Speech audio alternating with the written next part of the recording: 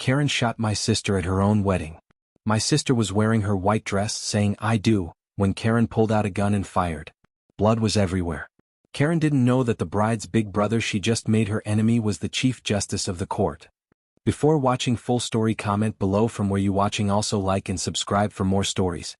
My name is David Martinez and I am the Chief Justice of the State Supreme Court. But today I'm not here as a judge. I'm here as a brother whose world was shattered on what should have been the happiest day of our family's life. 3 months ago, my little sister Maria was glowing with joy. At 28, she had found her soulmate in James, a kind-hearted teacher who loved her with every fiber of his being.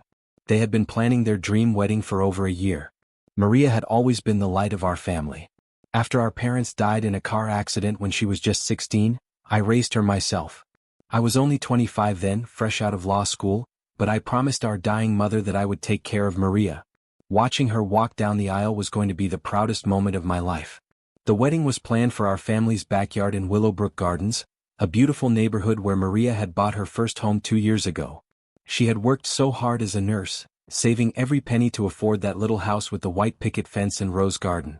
But there was one problem in paradise: Karen Whitmore, the HOA president. From the day Maria moved in, Karen made her life miserable. Karen was a 52-year-old woman with nothing better to do than terrorize the neighborhood with her petty rules and cruel enforcement. It started small. Karen would fine Maria for leaving her car in the driveway for more than 24 hours, even though other neighbors did the same.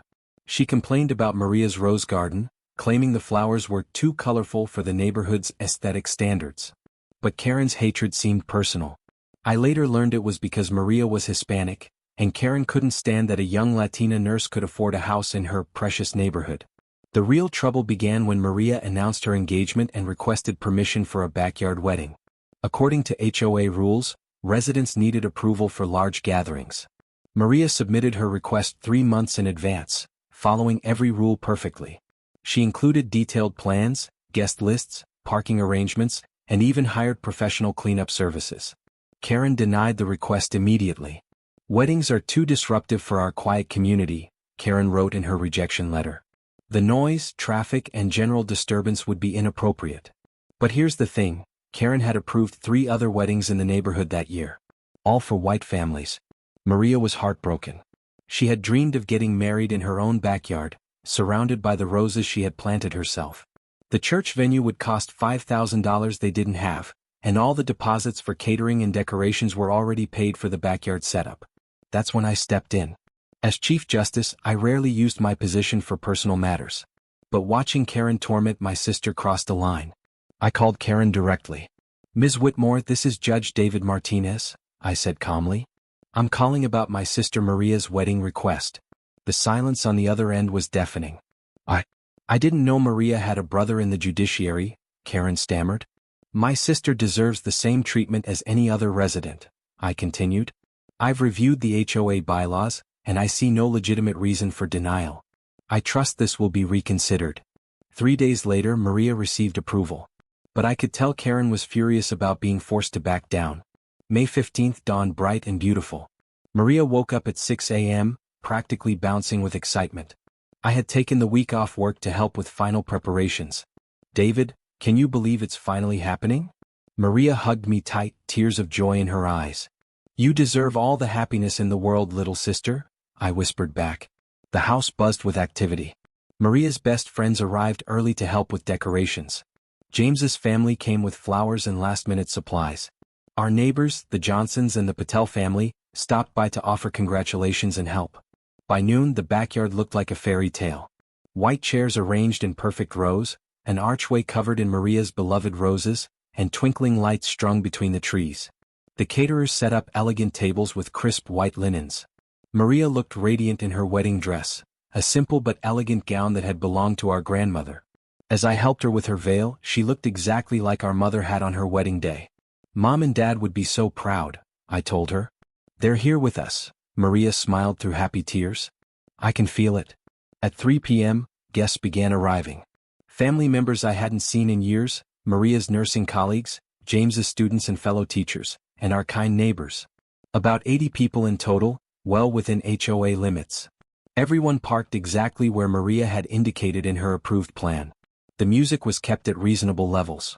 Everything was perfect and respectful. I walked Maria down the aisle as Canon in D played softly. She was glowing, absolutely radiant. James waited at the altar with tears in his eyes.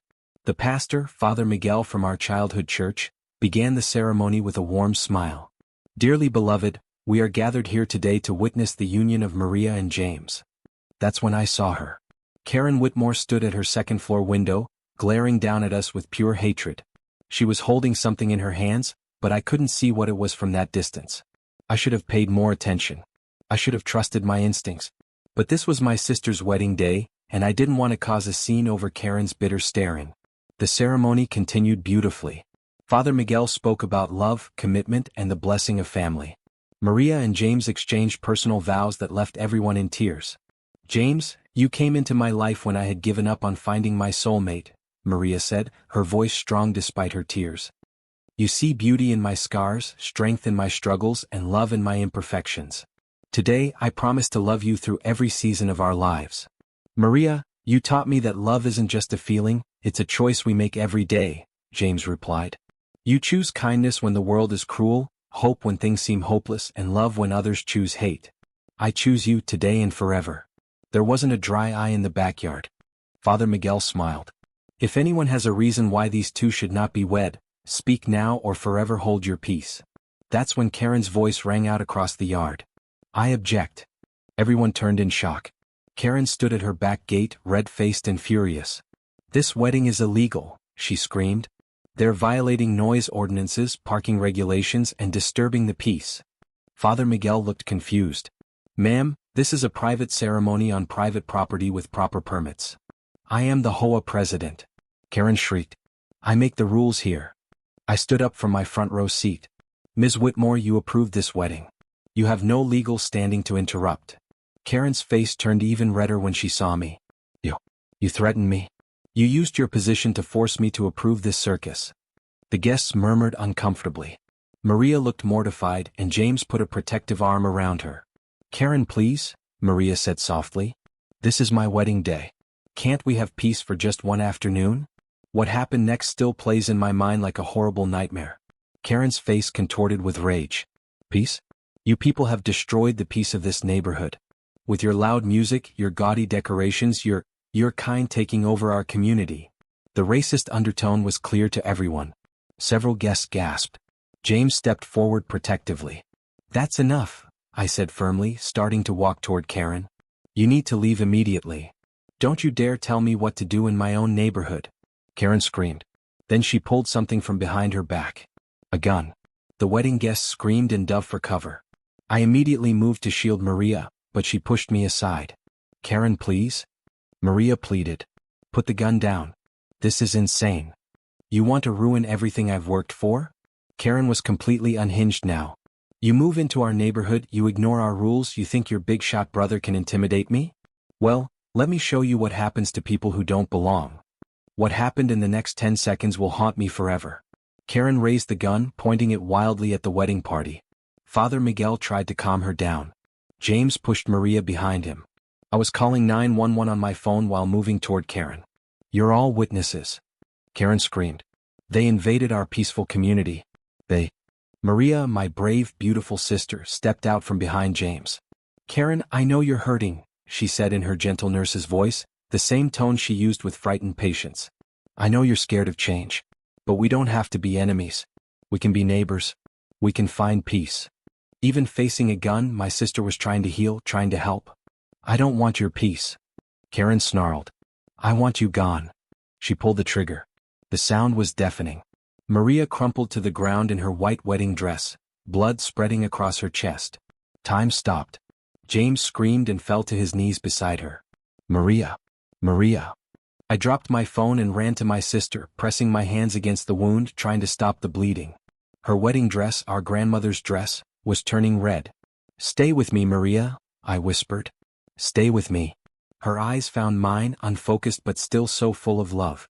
David, I love you, she whispered. I love you too. You're going to be okay. The ambulance is coming. But even as I said it, I could see the life leaving her eyes. Karen stood frozen, the gun still in her hands, finally understanding what she had done. The ambulance arrived 7 minutes later, but it felt like hours. The paramedics worked frantically, but I could see it in their faces. The damage was too severe. Maria died in James's arms at 4:23 p.m., surrounded by the roses she had planted, wearing our grandmother's dress, on what should have been the happiest day of her life. Karen was arrested at the scene. She kept repeating, "I didn't mean to. I just wanted them to leave. I didn't mean to." But she did mean to. She had brought a loaded gun to intimidate my sister on her wedding day. The intent was clear. As Chief Justice, I recused myself from Karen's case immediately. But I made sure the investigation was thorough. The police found that Karen had been stockpiling complaints about Maria for months, documenting every tiny violation she could imagine. She had researched ways to force Maria to sell her house. She had even contacted other neighbors, trying to turn them against my sister. The Johnsons, our elderly neighbors, came forward with security camera footage showing Karen practicing with the gun in her backyard the week before the wedding. This wasn't a moment of rage, it was premeditated. Karen had planned to terrorize Maria into leaving the neighborhood. The wedding was just the excuse she was waiting for. Karen was charged with first-degree murder, hate crime enhancements, and terroristic threatening. Despite my recusal, I attended every day of the trial, sitting in the gallery with James and our extended family. Karen's defense tried to paint her as a concerned citizen who made a tragic mistake. They claimed she only meant to scare Maria, not kill her. But the evidence was overwhelming. The premeditation, the racist statements witnessed by 80 wedding guests, the camera footage of her practicing with the gun. The prosecutor, District Attorney Sarah Chin, delivered a powerful closing argument. "Ladies and gentlemen of the jury, Karen Whitmore didn't just kill Maria Martinez. She killed a dream. She killed a love story. She killed a young woman whose only crime was being Hispanic in what Karen considered her neighborhood. This wasn't self-defense. This wasn't an accident. This was hate, pure and simple." The jury deliberated for only 2 hours. Guilty on all counts. 3 weeks later, I sat in the courtroom as Judge Patricia Williams prepared to sentence Karen. As Chief Justice, I couldn't preside, but I had the right to give a victim impact statement. I stood at the podium looking at Karen for the first time since that horrible day. "Your Honor, Karen Whitmore took more than my sister's life. She took our family's future. Maria was planning to start a family with James. She wanted children, wanted to fill her house with laughter and love. Karen stole that future from all of us. Maria was a pediatric nurse who saved children's lives every day. She volunteered at free clinics, helped elderly neighbors with their groceries, and brought cookies to new families in the neighborhood. She made the world better just by being in it." Karen claims she was protecting her community, but she destroyed it. She turned a place of peace into a place of terror. She showed that hatred can live anywhere, even behind white picket fences and manicured lawns. My sister died trying to make peace with the woman who killed her. Even facing a gun, Maria offered compassion. That's who she was. That's the beautiful soul Karen snuffed out because of her own poisonous heart. I ask this court not just for justice but for a message. A message that hate has consequences. A message that no one has the right to terrorize their neighbors because of their race or ethnicity. A message that Maria Martinez mattered. Judge Williams sentenced Karen to life in prison without the possibility of parole. James couldn't bear to stay in Maria's house after the trial. Every room held memories that were now too painful. He sold it and moved back to his hometown in Oregon, carrying his grief like a stone in his chest. The new owners, a lovely young black family, had no idea what had happened there. I didn't have the heart to tell them. They planted new flowers where Maria's roses had been stained with blood. Sometimes I drive by the house just to remember. The backyard where we held that terrible, beautiful, tragic day looks peaceful now. But I can still see it all, the white chairs, the rose archway, my sister in her wedding dress, the blood spreading across the fabric. Today marks 6 months since Maria died. I've barely been able to work, barely been able to function. The other justices have been understanding, taking on extra cases so I can grieve. James calls every Sunday. We don't talk much, just share the silence of missing her. He's in therapy trying to heal.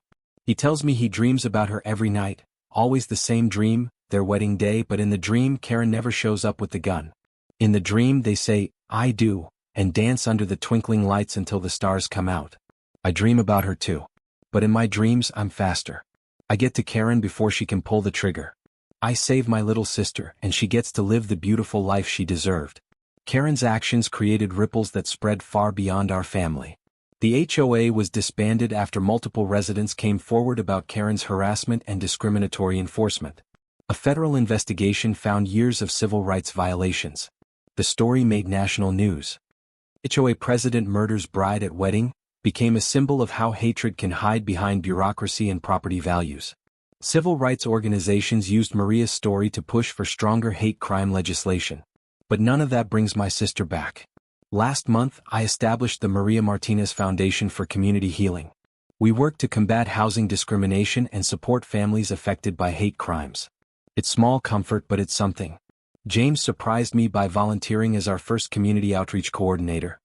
Maria always said you fight hatred with love, he told me. Maybe we can honor her by bringing communities together instead of tearing them apart.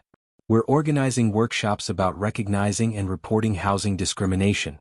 We're training mediators to help resolve neighbor disputes before they escalate. We're creating safe spaces for people to share their experiences. It's what Maria would have wanted. Even in death, she's still trying to heal the world. I keep Maria's wedding dress in my closet, cleaned and preserved. Sometimes I look at it and remember how radiant she was that morning, how excited, how full of hope. The caterers never got paid. I told them to donate the food to homeless shelters instead. The flowers wilted in the evidence locker. The twinkling lights were tangled with crime scene tape. But the love remains. James carries it. I carry it. Everyone who knew Maria carries a piece of her light. Dearest Maria, it's been 6 months since Karen took you away from us. I still wake up some mornings and forget just for a moment that you're gone. I still pick up my phone to call you when something funny happens. The world feels colder without your warmth, darker without your light. I see injustice everywhere now, and I wonder how you always manage to see hope instead. James is trying to heal, but he's broken in ways that may never fully mend. He loved you so completely, and that love has nowhere to go now except into memory. I've been angry, sister. Angrier than a judge should be. Angry at Karen for her hatred. Angry at the system that failed to protect you. Angry at God for letting this happen. Angry at myself for not stopping it. But your voice echoes in my mind. Choose love when others choose hate. You said that in your wedding vows, and you lived it every day of your life.